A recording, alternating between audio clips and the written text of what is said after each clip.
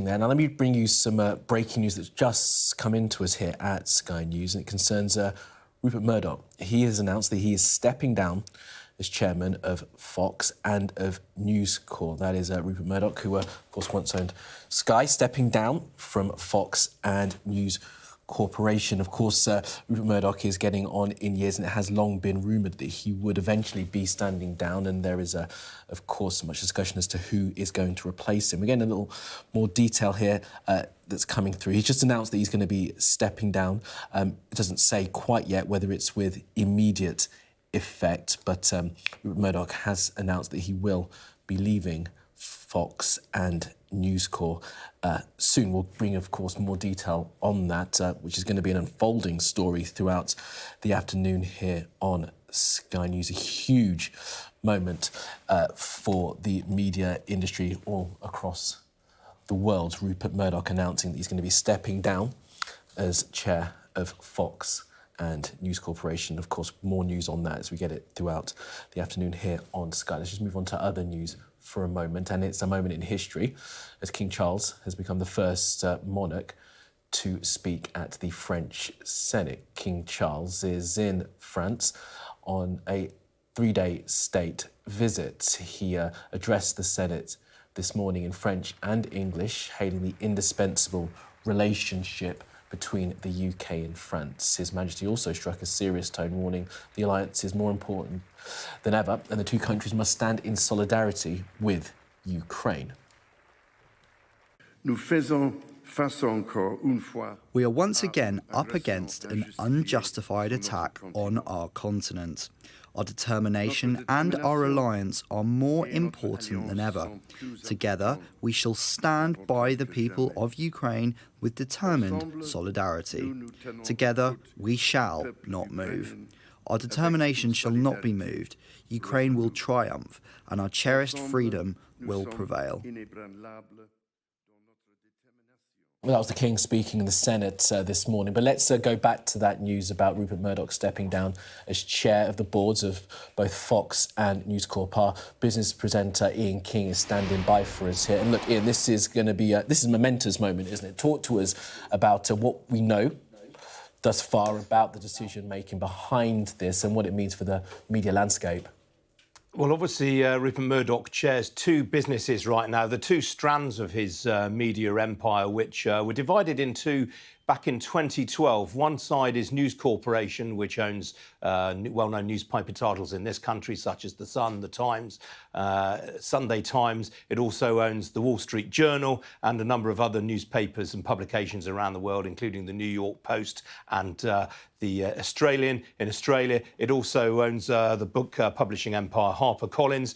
The other strand of the business is Fox, of course, previously known as 21st Century Fox, the main assets of which are the Fox News and the Fox Broadcasting empire in the United States, what remains of that.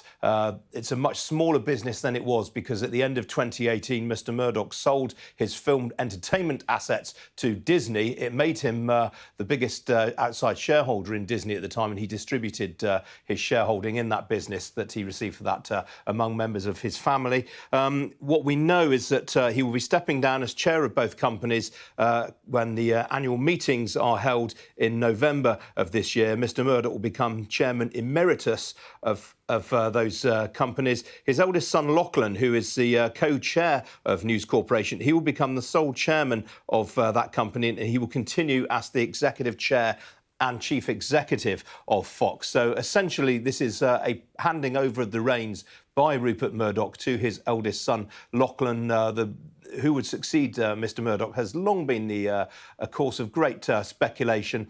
His other son, James, was seen as a contender for that some time ago. James Murdoch, of course, a former chief executive of Sky B, the former parent company, of course, of Sky News. There's a very brief statement here, which I can read you. And Mr. Murdoch says, for my entire professional life, I have been engaged daily with news and ideas, and that will not change. But the time is right for me to take on different roles. And Mr. Murdoch goes on in his message to employees, in which he says Lachlan Murdoch is a passionate, principled leader who can take the companies into the future. But this is obviously a really critical time for the empire because, of course, it's been confronted by challenges from new media in particular. I mean, that was one reason why Rupert Murdoch decided to sell his film and entertainment assets to Disney back in 2018. It was a recognition, really, that the traditional major broadcasters and major filmmakers faced an immense challenge from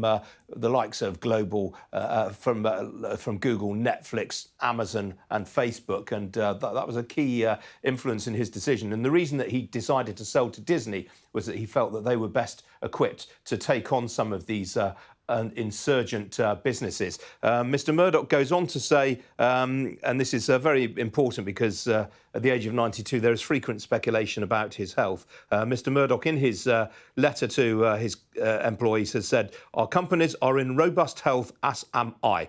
Our opportunities far exceed our commercial challenges. We have every reason to be optimistic about the coming years." But there is no doubt about it. This is, as you say, Kamali, a very, very major moment.